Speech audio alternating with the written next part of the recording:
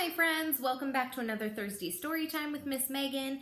Today we have Mole in a Black and White Hole, and it is by Tereza Sediva. There's a sticker over her name, so I can't really read it. But we also read the book like this, which is not usual, so let's check it out.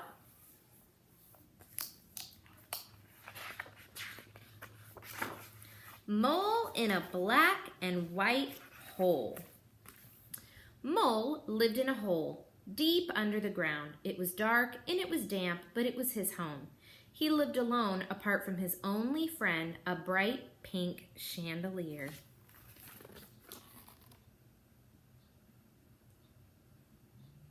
What is his chandelier?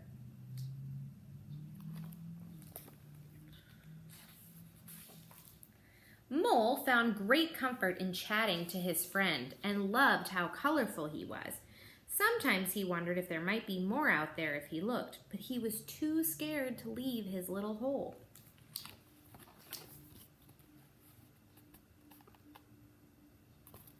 What do you think is going on around Mole? Mole tried to be brave. He would scrabble through the earth as far as the nearest worm, who made him jump.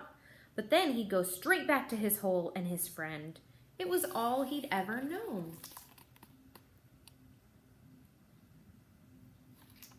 Doesn't like worms. Chandelier tried to persuade him to go further. There's so much color and so much life to be found. But you must search for it. But to find it, you must search for it, he would say to Mole. There are blossoming trees and blooming flowers. I can see it all with my leaves. Mole wasn't sure. All year round? He asked suspiciously. Do they never change?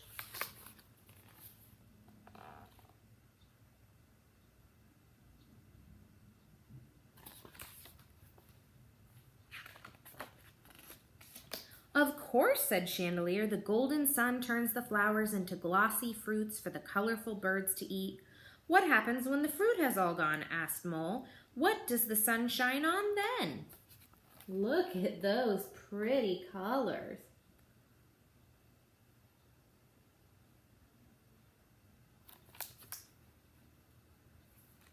What does the sun shine on after all of the fruit has gone? Do you know? The sun can always find something to shine on. Sometimes there are clothes as colorful as the rainbow drying outside. Mole looked down at his furry black coat and sighed.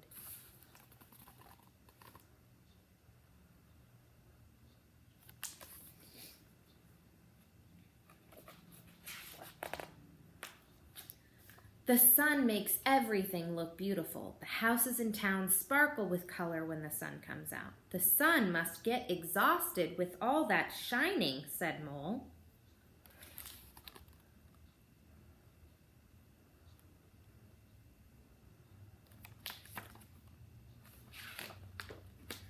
Well, there is also the moon, said Chandelier. It passes the sun in the sky, and as they meet, the sun gets very shy.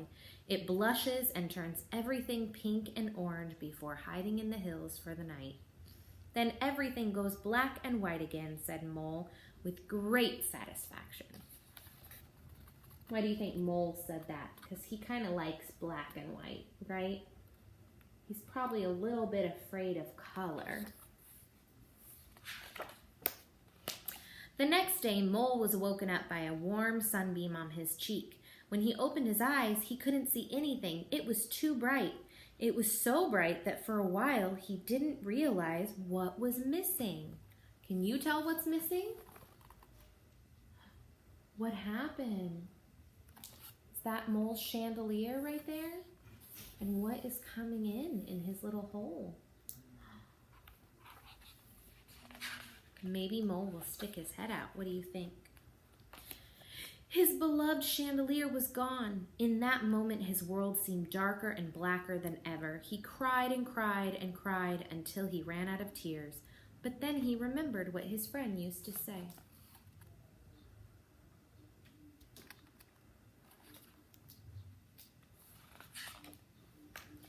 If I want to find color, I must search for it. So he started looking. He looked underneath his blanket. He looked underneath the small stones and the bigger ones too. He tried digging down and digging sideways. And eventually, when there was nowhere else to go, he decided to be brave and go up through the hole where his friend had been.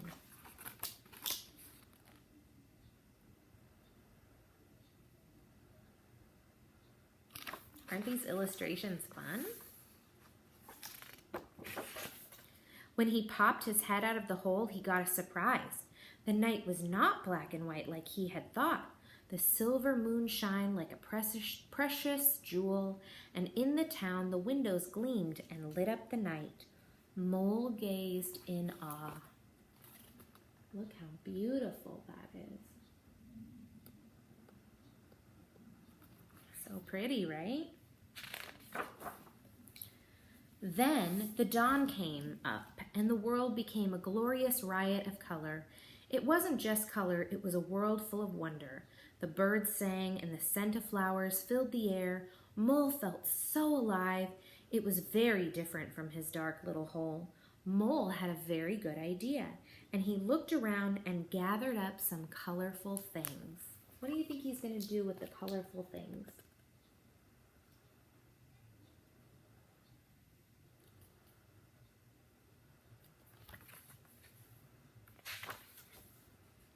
Back in his hole, Mole found that life was not so black and white and lonely anymore.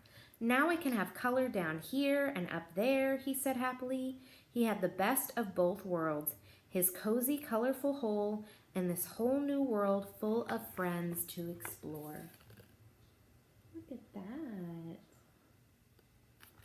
He's got a new friend there and a new friend there. And more chandeliers. And a mouse.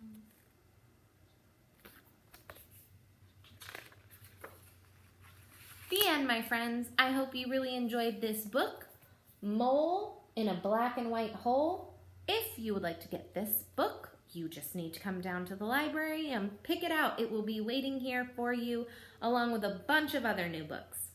Bye!